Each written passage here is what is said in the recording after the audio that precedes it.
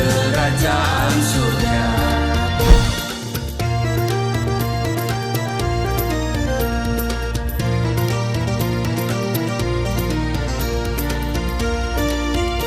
Shalom Bapak Ibu, sahabat Galilea dan seluruh subscriber Galilea Network yang diberkati oleh Tuhan Yesus. Selamat berada di akhir pekan hari ini. Dan karena itu saudara, sebelum saudara beraktivitas, mari kita siapkan waktu untuk bersaat teduh. Dan juga kita teduhkan hati kita. Kita masuk dalam hadirat Tuhan. Kita mau membaca dan merenungkan firman Tuhan. Mari kita berdoa. Segala hormat kemuliaan hanya bagimu Bapa, di dalam nama Tuhan Yesus. Kami mengucap syukur buat kasih setia Tuhan yang selalu kami alami dalam hidup dan tidak pernah berkesudahan.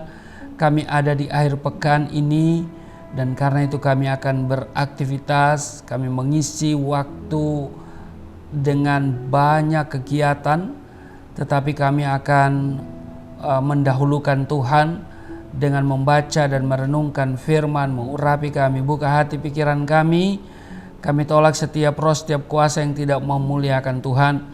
Setiap roh dan kuasa yang merampas perhatian, konsentrasi, yang mencuri kebenaran firman-Mu, kami patahkan, hancurkan dalam nama Tuhan Yesus. Kemuliaan-Mu memenuhi tempat di mana kami berada, memenuhi hati dan pikiran kami, dan juga urapi hamba-Mu yang tidak ada apa-apanya. Setiap kata kalimat yang keluar dari mulutku adalah kata kalimat penuh kuasa, penuh urapan, yang mendengar diberkati. Di dalam nama Tuhan Yesus, haleluya, amin. Saudara, kita akan membaca di dalam Pengkhotbah pasal 5 ayat 9, 10 dan 11. 3 ayat. Pengkhotbah pasal 5 ayat 9, 10 dan 11.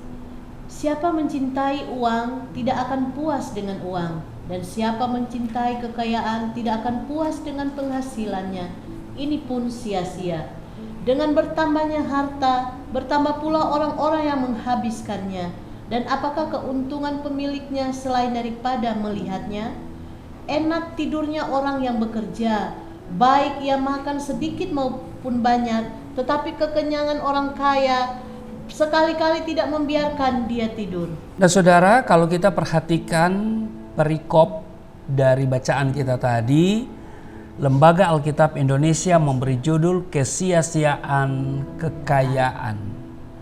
Dan di ayat yang ke-9 tadi dikatakan begini, siapa mencintai uang tidak akan puas dengan uang, dan siapa mencintai kekayaan tidak akan puas dengan penghasilannya. Ini pun sia-sia. Siapa sih yang tidak butuh uang? Saudara butuh uang? Saya juga.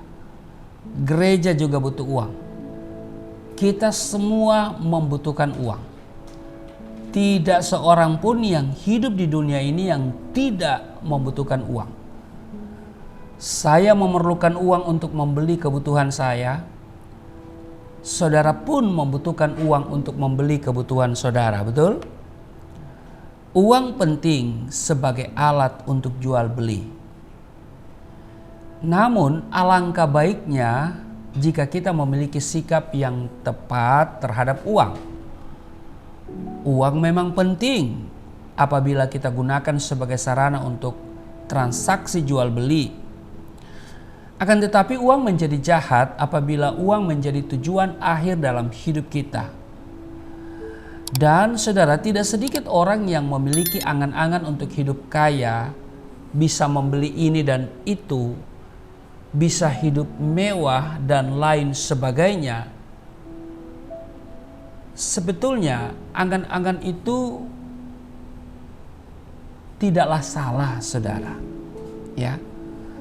Tetapi yang menjadi persoalan adalah kalau tujuan hidupnya adalah untuk menjadi kaya. Ya, saudara. Berangan-angan untuk hidup kaya boleh-boleh saja. Ya, supaya bisa membeli ini dan itu, supaya bisa hidup mewah dan lain sebagainya. itu sah-sah aja saudara. Tetapi janganlah menjadi tujuan daripada hidup ini. Jika tujuan kita hanya untuk hidup kaya, saya takut kita bisa terjebak dalam pandangan yang mengagung-agungkan uang adalah segala-galanya. Saya khawatir jika pandangan kita seperti itu, maka kita tidak menjadikan uang sebagai sarana, melainkan kita akan menjadi hamba uang. Seharusnya uang menjadi barang milik kita. Atau dengan kata lain, uang seharusnya menjadi hamba kita. Akan tetapi ketika kita tidak sadar bahwa tujuan hidup kita adalah segala sesuatu yang diukur dengan uang, maka uang mulai menjadi tuan kita dan kita bekerja keras hanya untuk uang, uang, dan uang. Saudara, banyak orang ingin menjadi kaya. Banyak orang bekerja keras agar mereka bisa mendapatkan penghasilan yang lebih baik lagi. Apakah itu salah? Saya pikir tidak. Wajar jika saya mencari uang untuk memenuhi hidup saya dan keluarga saya.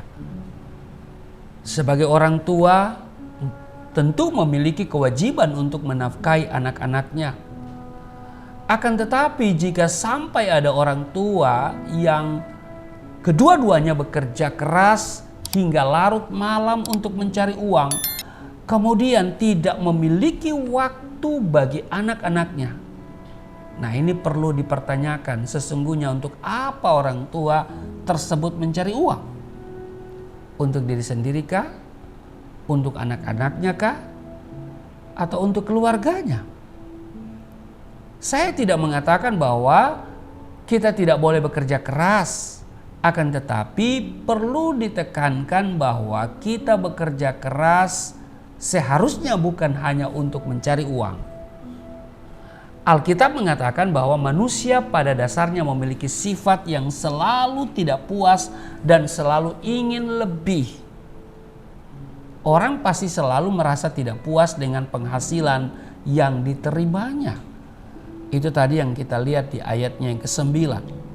Ya kan? Siapa mencintai kekayaan tidak akan puas dengan penghasilannya. Nah, Salomo, orang yang paling berhikmat di muka bumi ini, yang menulis kitab pengkhotbah ini, dia mengatakan, semakin kaya seseorang, maka orang tersebut akan semakin mudah untuk menghabiskannya. Itu tertulis dalam ayat 10 tadi. Raja Salomo juga mengatakan bahwa orang yang bekerja keras akan lebih nyenyak tidurnya dibandingkan orang yang kaya.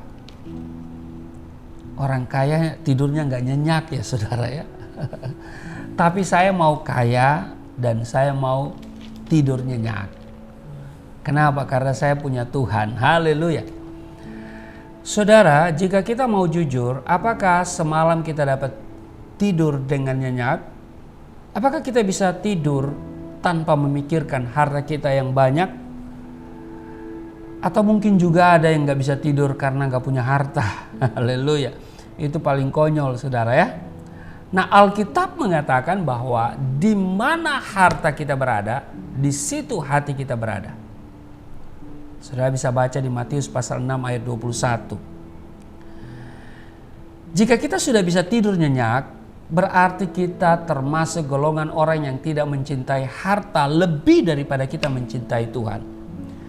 Tetapi jika sebaliknya, sebaiknya kita segera mengintrospeksi diri kita. Jangan-jangan kita termasuk para pencinta uang. Memang sifat ini akan semakin marak pada akhir zaman ini saudara. Kenapa? Karena Alkitab mengatakan bahwa pada masa akhir zaman ini, manusia akan mencintai uang, menjadi hamba uang. Itu tertulis di 1 Timotius pasalnya yang ketiga ayatnya yang kedua. Nah, firman Tuhan pada hari ini sangat jelas bagi kita. Mencintai uang adalah pekerjaan yang sia-sia. Sia-sia karena uang itu tidak akan kita bawa ketika kita mati. Tetapi bukan berarti tidak butuh uang atau tidak perlu uang. Tapi ingat saudara, uang itu sia-sia karena kita mati tidak bawa uang. Percuma jika kita memiliki harta yang banyak di dunia, bahkan seisi dunia ini, tetapi kita tidak kaya di dalam surga. Nah, lalu bagaimana sikap kita yang seharusnya terhadap harta? Saudara, kita harus menyadari bahwa Tuhan memberikan harta kepada kita sebagai sarana untuk memuliakan Tuhan. Kita harus memuliakan Tuhan dengan harta kita. Amin.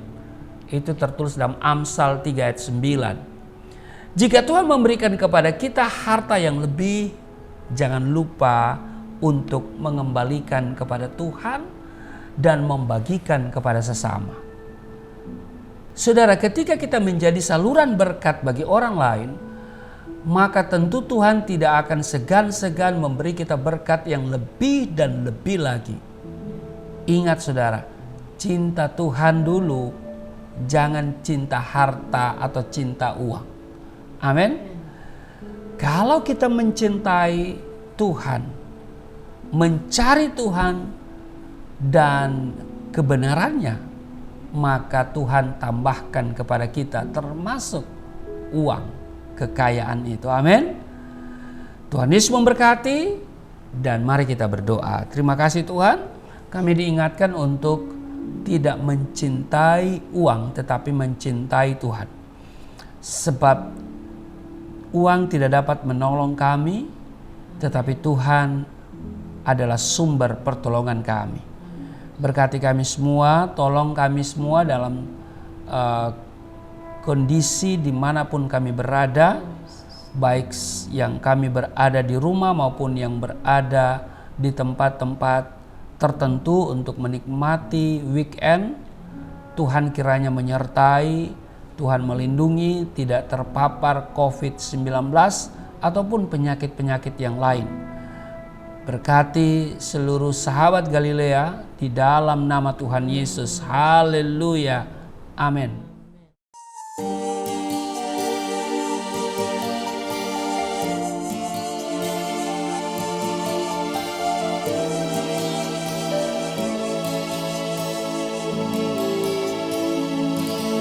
Bapa kami yang di surga,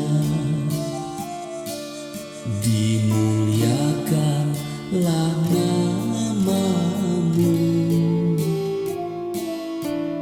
Datanglah kerajaan, jadilah kehendak-Mu di bumi seperti di surga.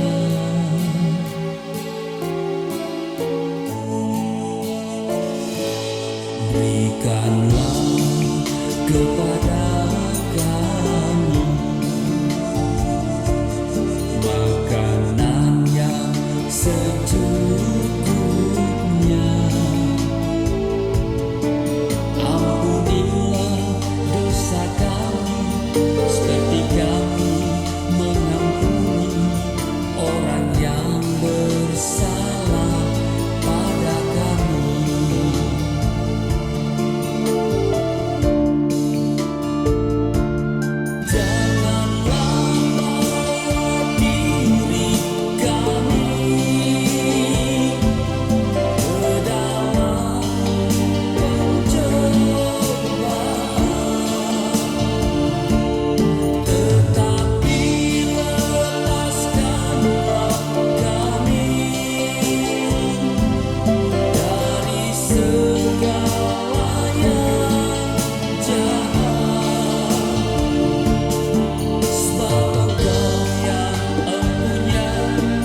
Kerajaan